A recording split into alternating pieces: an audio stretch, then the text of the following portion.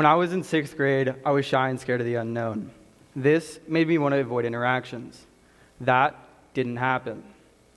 My brother and I were bullied throughout our childhood. He was bullied because of his appearance, and I was bullied because I was his brother.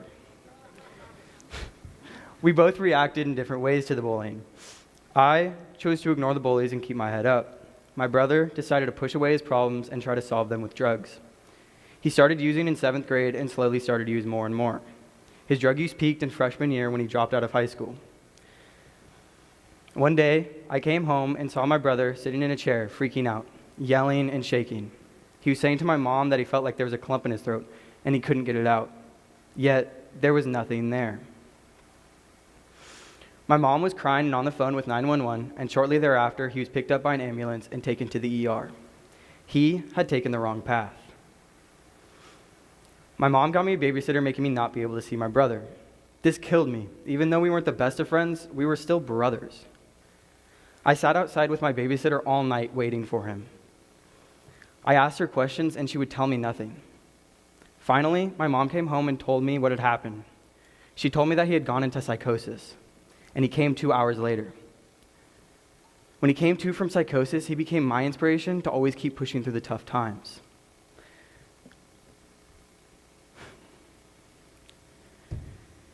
For some reason, he continued to use drugs after this. He was in and out of 3 different rehabs.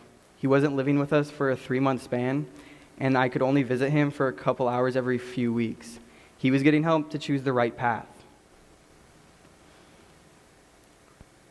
I didn't really know what was happening because I was so young. I asked questions and I would get no answers. I couldn't sleep some nights because I would have nightmares about my brother. But as I got older, I started to understand more. Now that I am older and know the actual story, I understand everything. When I heard about the Genius Project, I knew I had to dedicate it to him. I would make money in some sort of way and donate it to San Diego Youth Services. This charity helps youth in San Diego that are orphaned, abused, or abuse drugs. This was the perfect charity to donate to. I now had to figure out how to make money, at least $1,000 while only being a 16-year-old junior. A lot of ideas came in and out of my mind, from projects costing $20,000 to ones that wouldn't impact the community in any way.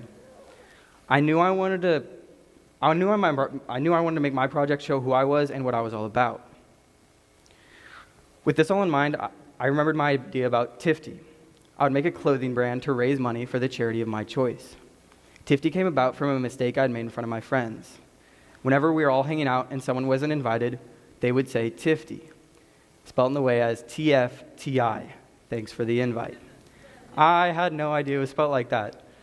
So one day, I wasn't invited to my friend's birthday party, and I sent in chat, Tifty, T-I-F-T-Y. That was a big mistake, because from that day on, I haven't heard the end of it. They still to this day make fun of me, in a good way, of course. So I set out to prove that I could make Tifty a well-known brand. I contacted my mentor and designer to help me figure everything out. My mentor is a silkscreen artist located in Oregon that helped me create my shirts, and my designer is a video game creator that I've known my whole life. With this all in mind, I set out to make my project a success. In junior year, I was going strong for about 2 weeks. I had everything figured out and then got the teenage mindset and got lazy.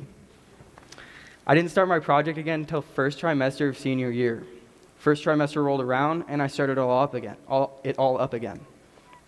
I ordered the shirts, made a website, and reached out to many people pushing me out of my comfort zone. When I got the shirts, I sold out within a week. I never thought I would sell out that fast. Everyone was asking about my shirts. I had to order more. And when I got the second batch, I sold out again. I'd reached my $1,000 within 2 weeks of ordering my first shirts. I never thought that would ever happen. The reason I finished so fast was because of how passionate I was and how well my marketing partner did. Brandon Strander ran the social media account and told everyone at Sage Creek to buy my shirts. I donated the money in March and was on a local Spanish news station as well, which was great because there was finally good on the news, inspiring people and helping the community. After finishing my project, I look back at the rough times I had as a kid and think about what could have gone differently to make me happier. And every time I think about it, I realize that I wouldn't change a thing. My brother is clean and sober, living in Oregon, doing the best he's ever done. I created a clothing company at the age of 16, and I've never been happier, making my life the direct definition of the quote, "everything happens for a reason." Having a rough childhood, being strong and maturing early, making clothes, pitching my idea to random people I've never met, pushing myself out of my comfort zone. All things that have happened or I had to do. I never thought any of this was possible. Every step I took towards finishing, I doubted myself that much more. Then it hit me. I realized that you're most creative in an uncomfortable situation. Pushing yourself out of your comfort zone will create a situation you have to show your true self, making my project a true representation of me. As a YouTube group, Yes Theory says, "Seek discomfort," a saying I will live by for the rest of my life, and I invite you to do so as well. Thank you.